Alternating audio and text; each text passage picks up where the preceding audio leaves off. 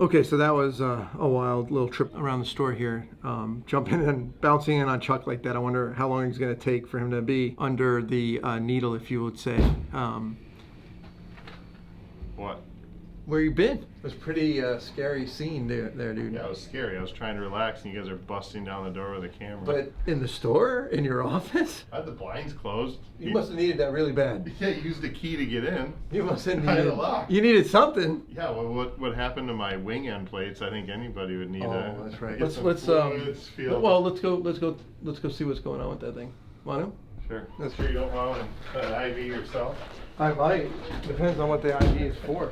Okay. We're gonna get into that. Should we get into that?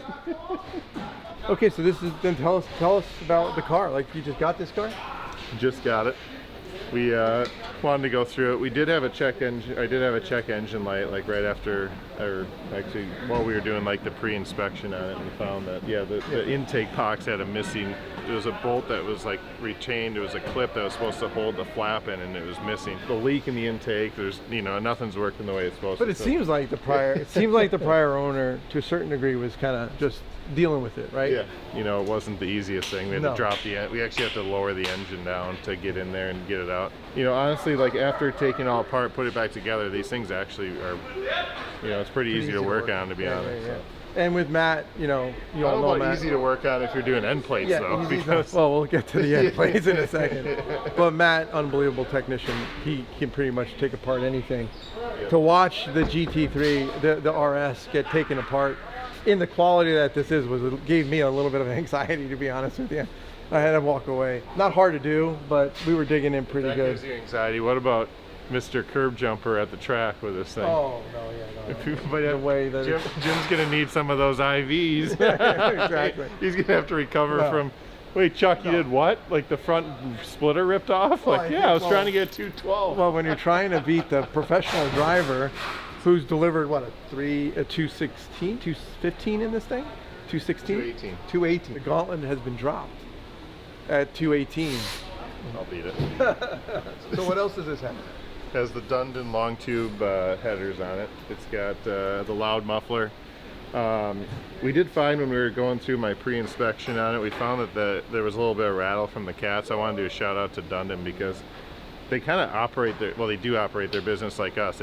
They take care of their customers, and in the aftermarket world, it's rare to find a company that's really going to stand behind their product. And before I bought the vehicle, they sent us a brand new set of cats for this thing.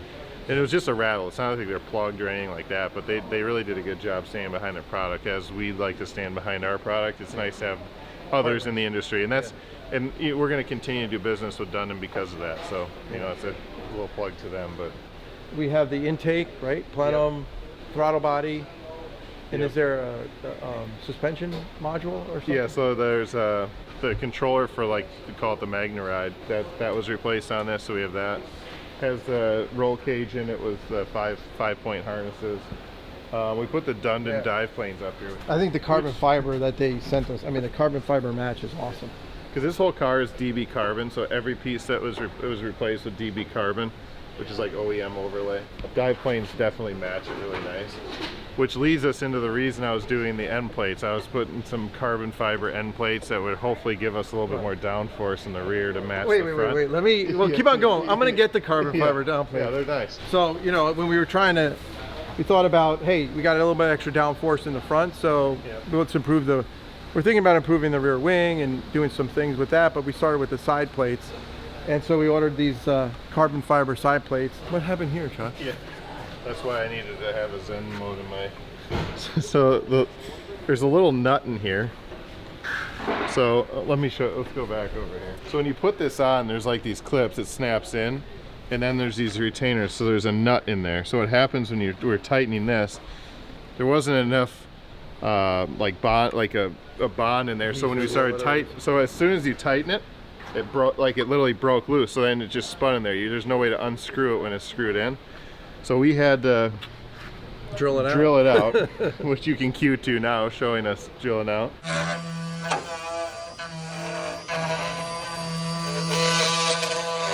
After you just saw that video, it's pretty, nerve-wracking with You don't want to mess with this. $15,000 for a new wing. You don't want to mess with So this. like, you know, if you look at the area for, you know, we didn't want to catch anything, but now we're going back to the OEM one, so.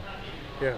Um, So we had to order, tape- we went tape- back to the OEM. 100 We started with OEM, we Yes. went to carbon fiber, and now we're back okay. to OEM, which kind of tells you a little something about Porsche.